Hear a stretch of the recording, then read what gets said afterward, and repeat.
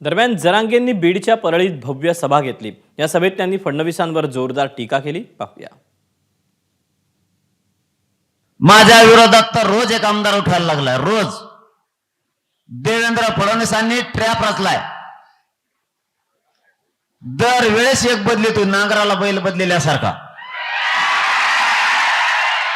4 दिवसाला नवीन बैल आणतो, पण त्याला शिंगडच नाही तर होंडच आहे।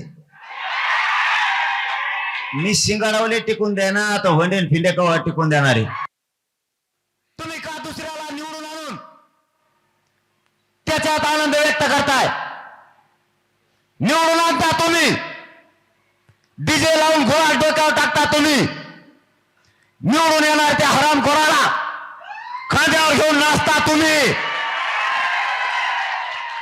तेच आज तुमच्या लेकराला आरक्षण मिळू देत नाहीत।